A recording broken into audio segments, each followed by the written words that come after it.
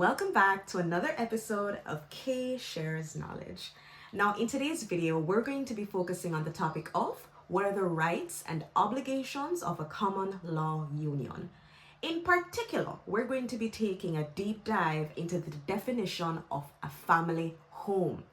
Now, in order for us to do this, we have to take a look at a key piece of legislation known as the Property Rights of Spouses Act. We're going to be taking a deep dive into looking at sections 2 as well as sections 6. In order for us to try to analyze the definition of what a family home is and how do the courts define it, we're also going to be taking a look at a very seminal case known as Ware and Tree. Now, before I get into anything, please remember, and this is the disclaimer I give all the time, the information being shared in this video is only for educational and informational purposes only. I am not sharing legal advice. If it is that you need legal advice, I highly recommend that you contact a trusted attorney at law who'll be more than happy to give you the relevant guidance. So without further ado, let's jump right into it. So you remember the last time we were here, we had defined what it means to be a spouse. And we had also subsequently defined what is a common law union. I'm going to link the video right here in the corner for those of you who didn't get a chance to watch the video. I highly recommend that you take a look at it because I break down the definition of a common law spouse and how you can become one. Now, flowing from that, and just to give a little bit of a recap, remember, in order for you to be considered as a spouse, for you to be in a common law union, you have to meet certain key requirements. Number one, you have to be in a monogamous relationship, meaning you and the person that you're with have to be single, i.e. not legally married to anyone else. Number two, it has to be a heterosexual relationship, meaning it has to be between a man and a woman. Number three, you also have to ensure that you are living together, right? You're cohabitating together for a period of no less than 5 years. So those are pretty much some of the key requirements that you have to meet in order for you to be considered as a spouse. So we have established that you are a spouse. You are in fact in a common law union. What next? Now, before I forget, I have to make mention of this. Remember that any of the rights and obligations that exist for one party will exist for the other. Now, what does that mean? In law, there is a presumption that both parties are equal. The woman is not superior to the man is not superior to the woman. So therefore, what I'm explaining is whatever rights or obligations or benefits that goes for one person will also go for the other person. In Jamaica, we have a saying, and the saying is, me responds for you, you responds for me. The two of we responds for one another. That simply means that what goes for you will go for me as well. So neither party is exempted. All right, please remember that, because oftentimes some persons believe that because the person is a woman, that means she's going to get more rights than the man, and because that's just how it is in this society, then that's how it goes.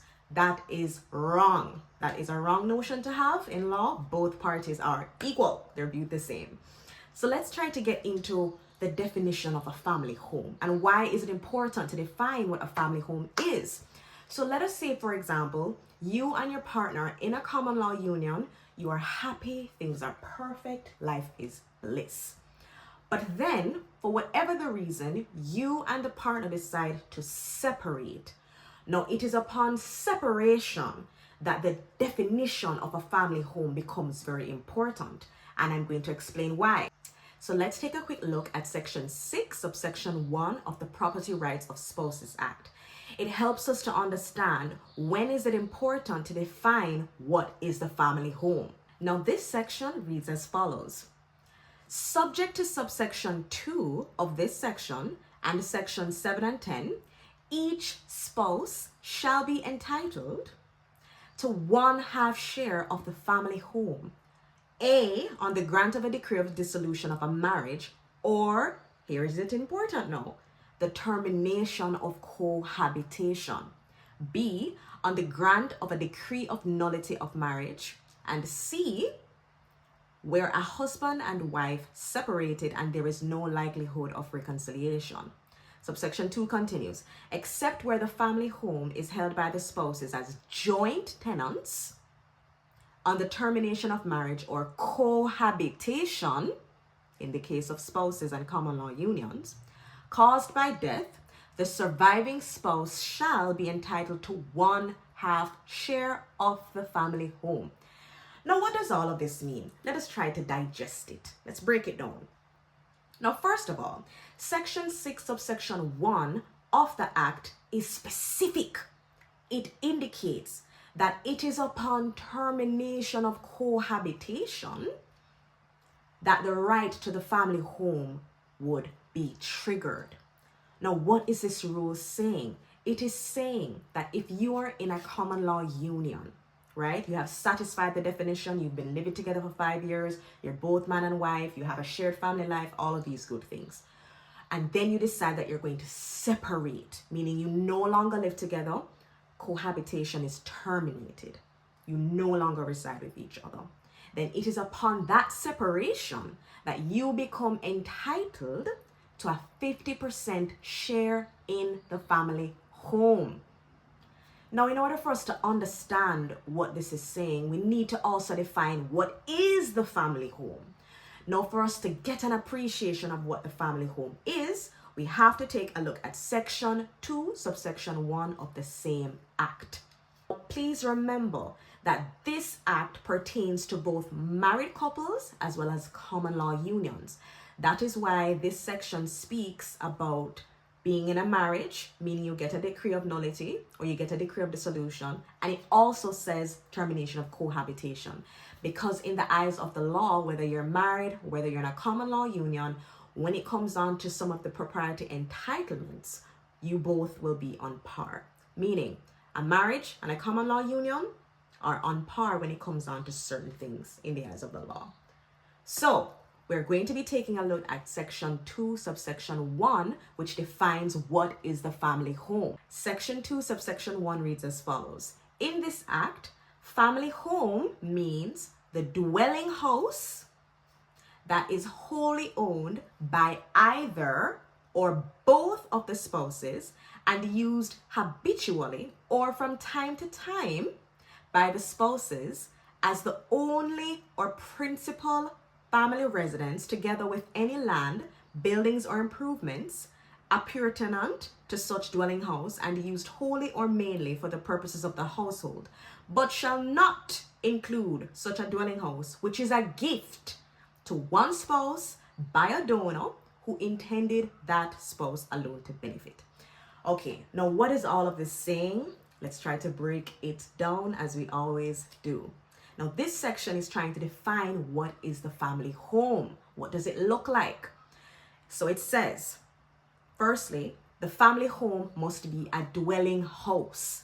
What does it mean to be a dwelling house? It must mean that it has to be a solid structure. It cannot be somewhere on the side of the road, somewhere on the sidewalk, and that's your family home. No. It has to be that there is a dwelling house, that there is a solid structure where the two of you reside in it. It continues. It says that this solid structure, this dwelling house, it says wholly owned by either or both of the spouses. What does that mean? It means, let us say, for example, that we have Tom, we have Tisha.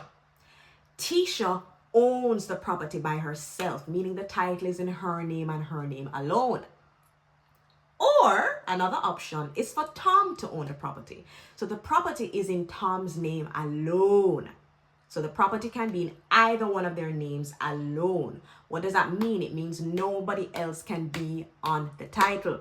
So Tisha's mother cannot be on the title, meaning Tisha and her mom can't be owning the property and it's going to be called a family home. No, Tisha's name alone must be on the title. Tom's name alone must be on the title. That is what it means by wholly. It means that the entire property is completely owned by that one person. The other alternative, it says both spouses. So it means that both spouses' names, meaning both Tom and Tisha, their names can be on the title together. If both names are on the title, then it may be considered the family home. But the principle that we need to understand is that if it is that you want to define a property as a family home, it must be not owned by anybody else outside of the two parties. You can't have an auntie on the title. You cannot have a mother on the title, a cousin. No. If someone else's name is on that title, it will not be considered as the family home. And then it continues. It says that it has to be used habitually or from time to time by the spouses. Now, what does that mean? It means that the spouses must be residing in this property. They have to live there, right? They have to have all of their accoutrements, their closet, their clothes, and everything living there. And then it says from time to time. What does that mean? It means, let us say, for example, that the parties live at this primary property, but they have many other properties, right? But this particular property is their primary place of residence, meaning out of all the properties that they own, this is the one that they spend their most time in. So from time to time, they are located at this particular place. It continues, the only or principal family residence. So I just broke that part down. Remember that out of all the properties that a person may own, that a couple might own, this particular one is the principal family residence that they spend the most time in. Then it continues. It says, together with any land, buildings, or improvements appurtenant to such dwelling house. And that basically is saying that, let us say, for example, Tom and Tisha, they have a nice solid structure, they have a beautiful home, and they decide that they're going to add on to it. Let us say that the home is quite big. It has it's at least 3 acres of land, 4, 5, 6 acres of land. What it is saying is that all of the land, all of the additions that you add on to the home will all be considered as the family home. So it is not disjointed. You don't separate that part of the land just because it's too big, or you don't separate the addition that you added in last year. No. Once you add to the property, once the property is situated on a land, then all of it together and whole will be considered as the family home. You can't separate it. And then it continues. It says, to such dwelling house and used wholly or mainly for the purposes of the household. What does that mean? It means that when you have a family home, you have to use it as a home. You have to live in it. You have to clean it. You have to take care of it like you would at any other place. It's a household. It's where you reside. It's where you sleep. It's where you wake up. It's where you have your family. It's where you build your life. So you have to treat it like a household. You cannot treat it like it's a commercial property where it's a business. No, the family home must be treated like a home where you reside, where you sleep, and where you take care of your family. But then there's a caveat. It says, but shall not include such a dwelling house which is a gift to one spouse by a donor who intended that spouse alone to benefit. Now, what does that part mean? It's a bit tricky, so let me try to explain it as best as I can. So let us say in the example of Tom and Tisha. Tom owns the property. It's a very nice home, 3-bedroom house out in St. Catherine, and he loves it. Very nice property because it has acres of lawns, it has a beautiful garden, and Tom and Tisha are very happily living in it. They have children, but they live in a common law union. They're not married. So let us say, for example, that Tom got this property from his mother. His mother gave it to him as a gift, but she wanted and intended only for him to benefit from the property. When she gave it to him as a gift, she didn't intend for him to have a wife and children move into it. No, not necessarily. She intended that him, being Tom, should be the only person to benefit from the property. She intended that this gift should go directly to her son and her son alone. Now, if that is the case, then what the legislation is saying is that that property is unlikely to be considered as the family home because it was a gift to Tom. It was a gift. So that is essentially the definition of the family home. As you can appreciate, there are many different elements to it. So you have to be able to tick all of the boxes in order for it to be considered the family home. Now, I just want to make sure that we're all understanding that what sections 2 as well as section 6 is saying is that in law, upon the termination of cohabitation between two persons, there is the presumption of the equal share rule when it comes on to the family home.